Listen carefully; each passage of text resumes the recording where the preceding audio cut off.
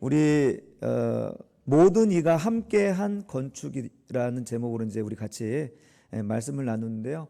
우리 함께 좀 기지개를 한번 좀 펴시고 손을 뒤로 한번 제끼면서 기지개. 성령 충만하여서 마음의 평강은 있는데 피곤은 어쩔 수가 없네요. 자,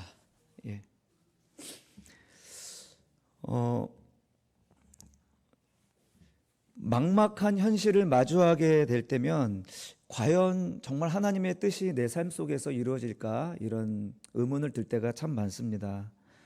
오늘 우리가 읽은 에스라서는 우리 그 앞장에 한 장만 넘기면 역대기 마지막 장입니다. 거기 마지막 두 구절과 에스라서 처음 시작하는 세 구절이 90% 동일합니다. 구절이. 그러니까 연속해서 읽을 수 있는 책이죠. 역사서이고요. 이 에스라서는 이 절망적인 포로기를 살았던 사람들이 이제 하나님이 어떻게 그 시대 속에서 사람들에게 역사하시고 또 그 마음 속에서 역사하시는지를 보여주고 있는 책이라고 할 수 있습니다.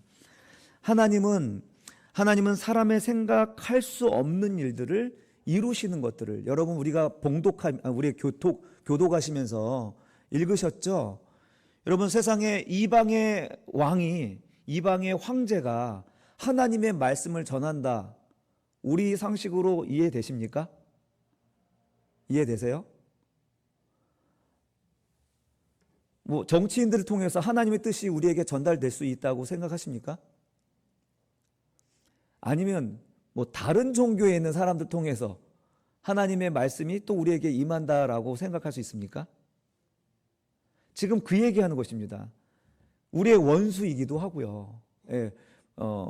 갈대아 지방에 있는 사람들은 철천지 이스라엘 백성들에게 늘 고통을 주는 하나님 편에서는 가시 같은 역할을 했던 존재들이죠.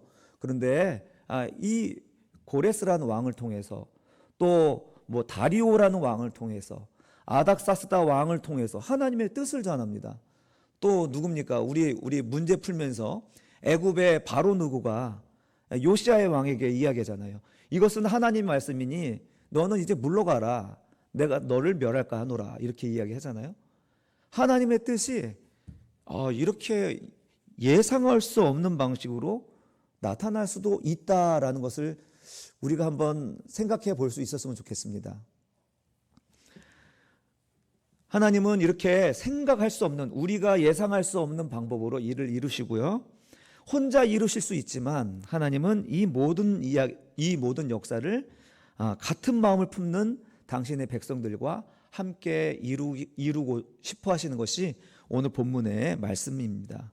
오늘 바사왕 고레스가 여호와의 성전을 건축하라고 하는 그런 놀라운 조서를 내리는데요. 고레스가 유다 백성에게 예루살렘으로 올라가 성전을 건축하라 라고 명령한 이유가 무엇입니까? 한번 1절을 한번 보시겠습니까?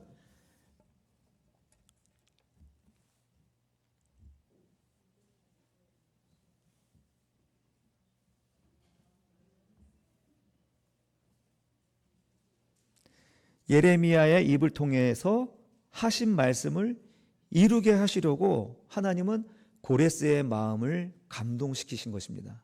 할렐루야. 네. 지금 에스라서는 이제 바벨론에 포로되었다가 세 차례 1차, 2차, 3차 귀환하게 됐는데요. 에스라 선지자는 이 고레스 원년 바벨론을 멸하고 페르시아가 이제 세워지면서 고레스 황제가 세워졌던 그 첫 번째 해에 보냄을 받은 이 날을 바로 예레미야를 통하여 하신 말씀을 이룬 그 말씀으로 예언의 성취로 이해하고 있습니다. 예레미야는 이 70년 동안에 지금은 바벨론이 망했지만 바벨론을 섬긴 이후에 반드시 돌아오겠다 이렇게 예언했거든요.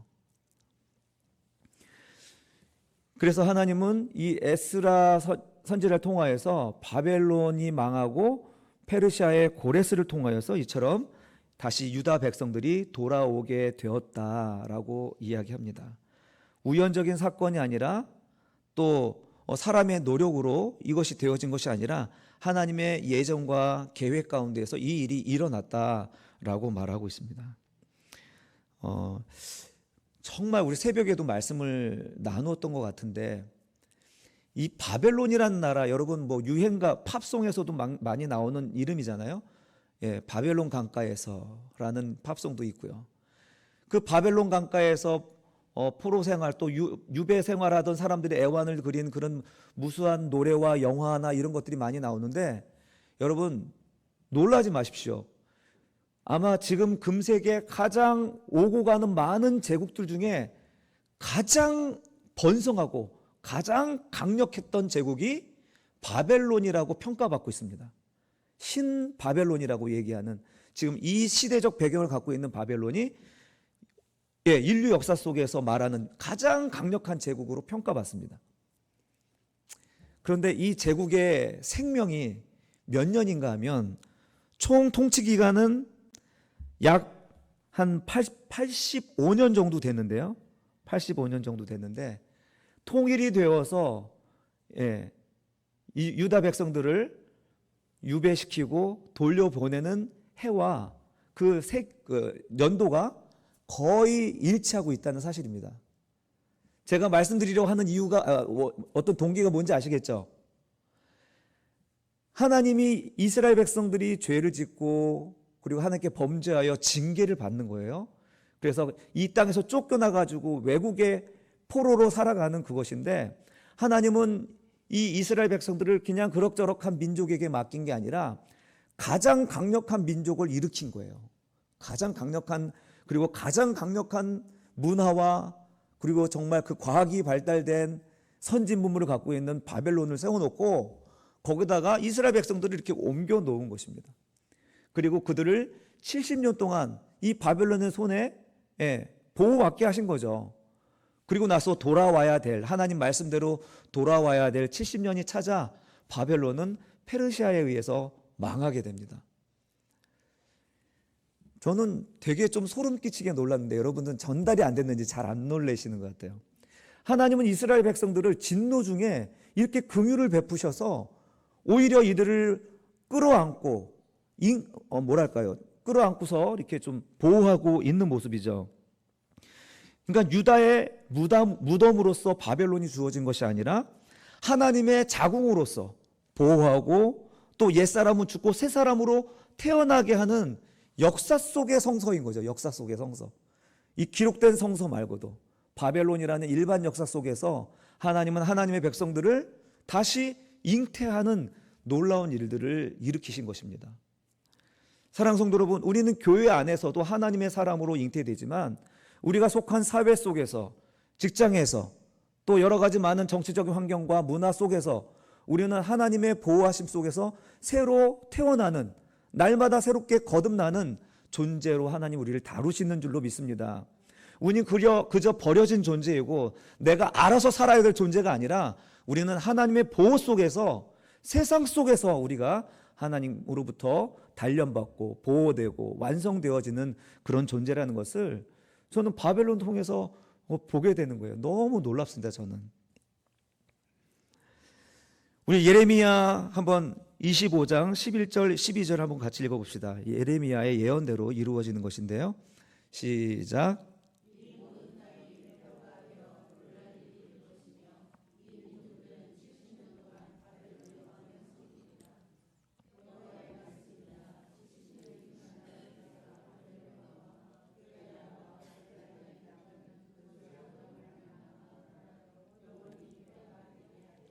아멘. 아멘. 이렇게 예레미야를 통하여서 70년이 차면 돌아올 것이다라고 이야기를 했습니다. 근데 70년이 지나는 동안 까맣게 잊었겠죠. 그런데 어느 날 고레스라는 바사 왕이 너희는 돌아가서 예루살렘 성전을 짓고 너희들이 민족을 이루고 살라, 자치 민족을 해서 살라, 이렇게 얘기했을 때 예레미야 말씀이 기억났을 것입니다. 우리가 그동안 까맣게 잊고 지냈는데 주신 그 말씀이 이 고레스의 칙령으로 말미암아 기억난 것이죠. 여러분, 이 말씀이 우리에게 주어지지 않았다면 아마 백성들은 까맣게 잊고 그냥 우리가 돌아가라고 하면 돌아가지 않았을 것 같아요. 말씀이 주어졌기 때문에 기억이 났고요. 그 기억난 말씀을 따라 바벨론이라는 아주 살기 좋은 환경을 포기하고 지금은 황폐되어 있고 아무도 살 수 없는 그 예루살렘으로 갈 의지가 생긴 것이었습니다. 하나님께서는 우리에게 말씀을 주신 것은 지금 당장의 변화를 요구하기도 하지만 그 말씀을 통해서 앞으로 하나님께서 하실 일에 쓰일 귀한 재료가 되기 때문에 사랑하는 성도 여러분, 내가 지금 말씀을 읽고 듣고 그리고 신앙을 생활을 할 수 있을 때 정말 열심히 하나님 말씀 속에 거하시기를 주님의 이름으로 축원합니다. 이것이 결국 여러분들을 살리는 양약이 될 것이기 때문입니다. 또 하나님은 예레미야를 통해서 이렇게 말씀하셨습니다. 25장 9절 한번 읽어볼까요? 시작. 바벨론 왕 느부갓네살 이 땅과 그 주민과 사방의 모든 나라를 쳐서 진멸하리라. 네.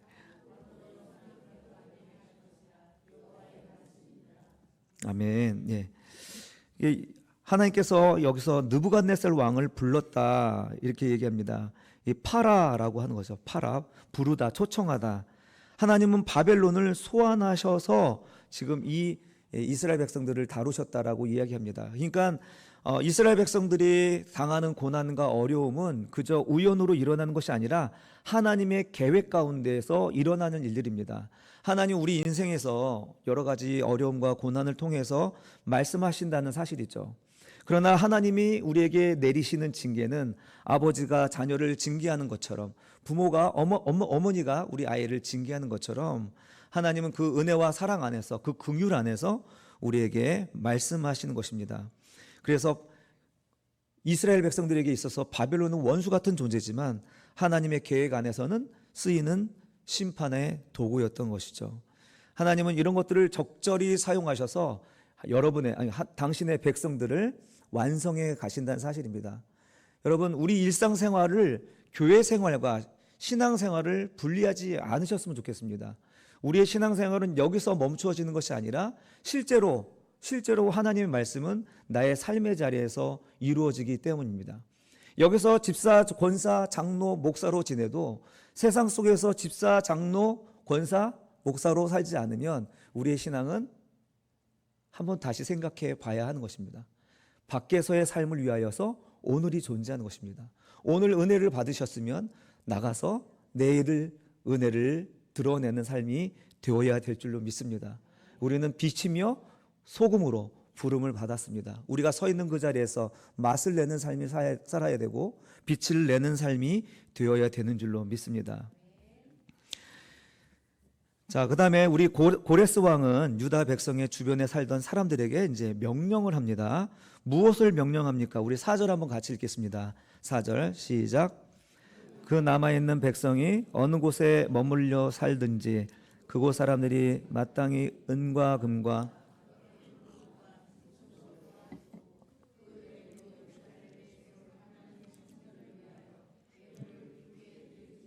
했더라. 예, 지금 고레스 왕이 바벨론에 머물고 있는 유다 백성들에게 명령한 거죠. 너희는 이제 그곳 사람들이 마땅히 은과 금과 밖의 물건과 짐승으로 도와주고 그 외에도 예루살렘을 세울 하나님의 성전을 위하여 예물을 드려라 이렇게 명령을 합니다. 이렇게 명령을 해요.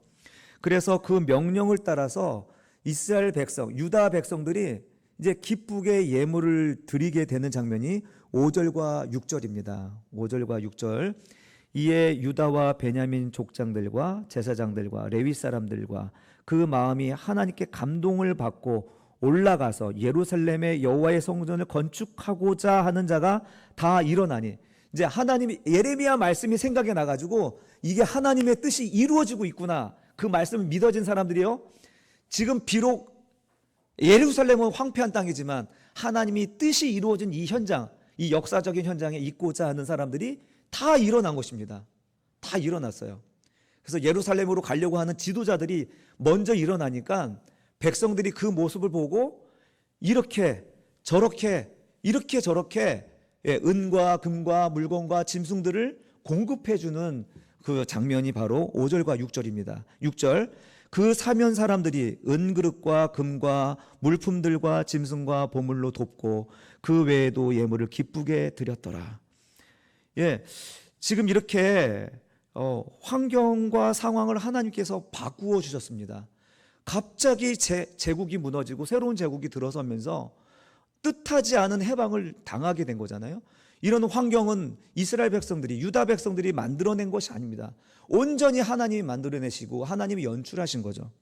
이제 거기다가 하나님은 사람들까지 움직이셨습니다. 먼저 누구의 마음을 움직였습니까? 고레스의 마음을 움직였습니다. 고레스의 마음을 움직였습니다. 이것은 우리 사람들의 소관이 아니에요. 완전한 하나님의 뜻입니다. 고레스가 하나님이 고레스의 마음을 움직여가지고 이렇게 성전을 지으라고 말씀하셨으니 이거는 하나님의 뜻이고 하나님의 주권입니다. 이제 그 뜻을 따라서 백성들을 하나님이 또 마음의 감동과 기쁨을 주심으로 필요한 모든 것들을 막 채워지는 장면이 펼쳐지고 있고요. 그리고 마지막으로 백성의 지도자들이 하나님의 감동으로 이제 예배를 회복할 그 마음을 가지고 이 모든 받은 것 가지고 그릇과 또 성전에 있는 기물들을 다 가지고 이제 예루살렘으로 올라가는 장면입니다. 사랑하는 성도 여러분, 첫째는 하나님이 그 모든 일을 이루신다는 사실입니다. 우리 개인의 삶에서도 마찬가지겠죠. 우리 교회 공동체에서도 마찬가지겠죠. 하나님은 이미 하나님이 뜻이 세워졌고 이 옥토교회가 참으로 옥토가 되도록 하시기 위한 하나님의 섭리와 그 역사, 하나님의 주권적인 역사 이미 시작된 줄로 믿습니다. 그 다음에 우리가 정말 간절히 사모하는 것은 뭐냐면 하나님이 우리의 마음을 역사해 주시기를 간절히 바랍니다. 환경과 상황을 지금까지 이렇게 바꾸어 주시고 기어가 맞물리도록 이렇게 이끌어 가신 하나님이 이제 각 사람 마음속에 역사하셔서 감동을 주셔서 오늘 지도자들이 일어나 가지고 예루살렘의 성전을 짓기로 마음을 모았던 것처럼 우리도 우리 지도자들을 일으켜 세워 주셔서 이 교회를 세우고자 하는 그런 마음이 하나님의 성령의 감동으로 일어나기를 간절히 주의 이름으로 축원합니다. 그런 마음으로 우리가 하나가 될 때 온 성도들이, 온 백성들이 이 모든 것들을 충당하고 채워주고 기쁨으로 드렸던 것처럼 우리 온 성도들이 같은 마음으로 우리 지도자들을 지지해주고 그리고 돕고 섬길 수 있는 그런 교회가 된다면요, 6개월은 너무 깁니다. 정말 그 짧은 기간 안에 우리 안에 하나님의 놀라운 일들을 목격하고 기쁨을 경험하게 될 줄 믿습니다. 그 기쁨이 우리 안에서 경험이 되고 하나님의 은혜로 말씀으로 우리가 회복이 되면 여러분 부흥은 따라오는 것입니다. 내가 만들어낼 수 없는 그 부흥, 오직 성령 하나님께서 맺을 수 있는 그 부흥, 우리 하나님께서 우리 기쁨과 회복 가운데 일으켜 세워주실 줄 믿습니다.